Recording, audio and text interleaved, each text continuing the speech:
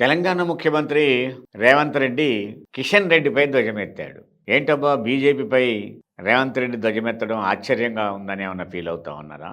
ఆయన బీజేపీ మీద ఏం ధ్వజమెత్తలే. బీజేపీలో తన పాత్ర తనకుంది.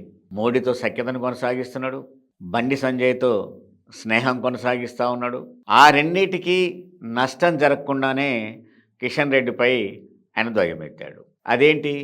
కిషన్ రెడ్డి తను మంత్రిగా ఉన్న ఇన్ని సంవత్సరాలైనప్పటికీ కూడా ఒక ప్రాజెక్టును కానీ తేలేదని, నిధులు తేలేదని ధ్వజమెత్తాడు.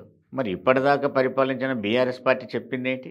తెలంగాణలో బీజేపీ కమిటీ ఏదైతే ఉందో అది కేంద్రం మీద ఒత్తిడి తెచ్చి నిధుల విషయంలో కానీ, ప్రాజెక్టుల విషయంలో కానీ అది మంచి నిర్ణయం చేయాలి, తెలంగాణకు ఉపయోగపడాలని చెప్పేసి కదా బీఆర్ఎస్ పార్టీ ఇప్పటిదాకా కూడా గొడవ చేసింది.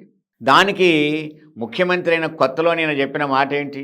బీఆర్ఎస్ పార్టీ అనవసరంగా బీజేపీతో తగువ పెట్టుకొని ప్రధానమంత్రిని విమర్శించేసి తెలంగాణకు అన్యాయం చేసింది. ఇక బడే బాయ్ చోటే బాయ్ అని చేతులు కలుపుకున్నాం మేము. ఆయన ఇస్తా ఉంటాడు, నేను తెస్తా ఉంటా, ఆయన ఇస్తా ఉంటాడు, నేను తెస్తా ఉంటా, తెలంగాణకు వరగబెడతామని చాలా మాటలు చెప్పారు కదా. మరి ఈరోజు మోడీ ఇవ్వలేదు, కిషన్ రెడ్డి తేలేదు అని ఈయన కేంద్ర మంత్రి మీద ధ్వజమెత్తాడు. మరి బండి సంజయ్ ఆయన మాత్రం కేంద్ర మంత్రి కాదా? అంటే సంజయ్ని రేవంత్ రెడ్డి ఒక మాట అన్నాడు, రేవంత్ రెడ్డి విషయంలో సంజయ్ ఒక మాట అన్నాడు. వీళ్ళిద్దరి మధ్యన సఖ్యత ఏంటి? బండి సంజయ్కి రేవంత్ రెడ్డి మధ్యకున్న సంబంధాన్ని బయటికి రాకుండా మాత్రమే కిషన్ రెడ్డి మీద ధ్వజమెత్తా ఉన్నాడా? ఇవన్నీ మనకు ఆశ్చర్యం అనిపిస్తూనే ఉంటాయి. మోడీ విషయంలో చాలా విషయాల్లో కూడా మన రేవంత్ రెడ్డి గారికి స్పష్టత ఉంది, చాలా సఖ్యతతో కొనసాగుతూ ఉంటాడు.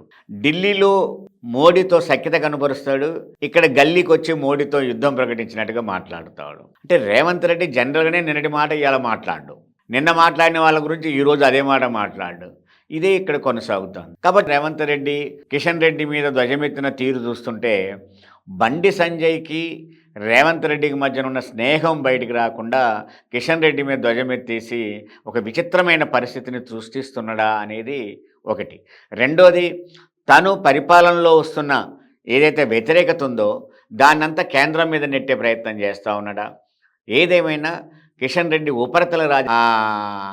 కిషన్ రెడ్డి తన పంతం చేసుకుంటూ వెళ్ళిపోతూ ఉంటాడు.